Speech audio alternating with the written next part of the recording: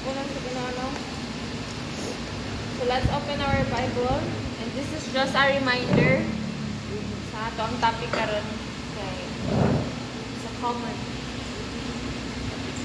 I-open na sa Bible sa John 15, chapter 15. So ako pasalamat din ko sa Ginoo kay kuan kani wisdom sa Ginoo sa word na kanang new siya sa ako ang mga kasagaran. Pero pasalamat ko na sa Ginoo for the past week kana makakatuon na dahil ng gali and nagtudlo sa ako ba kay ganun kuan gid siya kanang mutudlo gid siya kinahinay gid ba.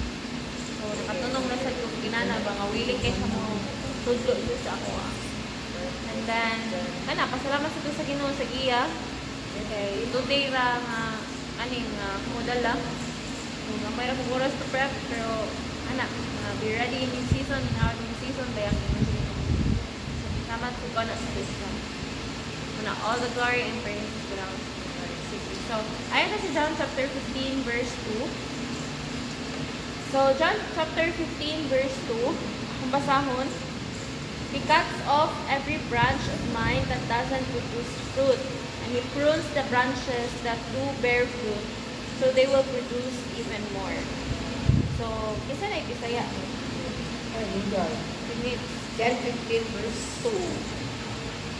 Ang tanan nga sanga kanako nga dili magabunga iyang kuhaon, ug ang tanan nga magabunga iyang hinduan aron kini mabunga og daghan. So karon ari ta mag-focus sa the study of pruning. Pruning, when we're going to say pruning or prune, kana bitang i-trim, di ba? Kung sa tanong pa na siya, nakaiputlon kay para mas mo flourish pa na sila or na mo gawas nga flower ana niya or mas mo fruitful pagit siya kana nga tanong. So, kung i-apply na siya sa atong kinabuhi, there will be a season in our lives or i-allow sa Ginoo nga may tapos sa atong kinabuhi nga naay pruning season. So, unsa man ni siyang pruning season? So, kani, cutting away dead or overgrown branches or stems kay para mo grow siya. So, unsa man ning pruning season?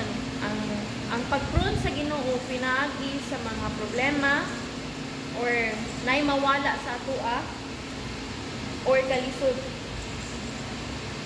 And then, wala na siya nagpasabot kung maka-experience tagin ana kay i-punish ta sa Ginoo. Wala na nagpasabot nga i-punish ta sa Ginoo.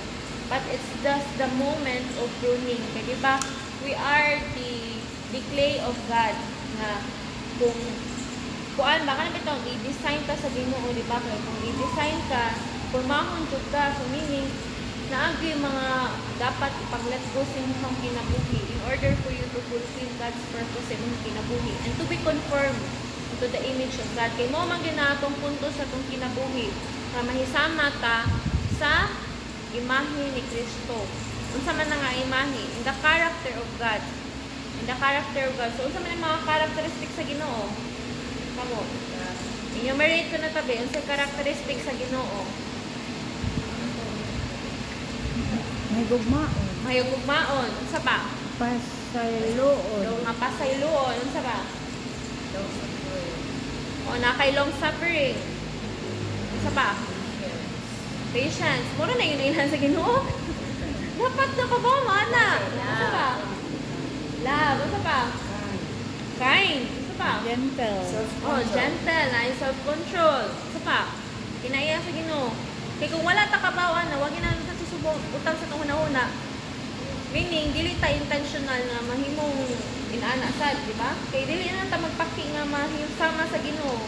Kay kung naman mahimo kang intentional sa imong pagalingon nga dapat mahimo kang loving, mahimo kang kay, mahimo kang inani, kana nimo the way you live is kanang mahimo kang careful. Mahimo kang careful sa imong pagkinabuhi kay tungod you are very intentional in following the Lord Jesus Christ and to be conforming to the image of Christ. Kaya if really ka mahimong intentional, wala na permis mo na nga mahimong kang careful sa imong life, then kuara ka na magsige ka fail sa testing sa imong kinabuhi. Ay, nakakuha na sad ko, inana. Na, lahi man ang kuan gyud ka na kay kanang self-awareness ka sa imong pagalingon. Kay kung na ang tao nga walay self-awareness or kanang murag goal bitaw sa life kay murag biskan unsa ra iyahang life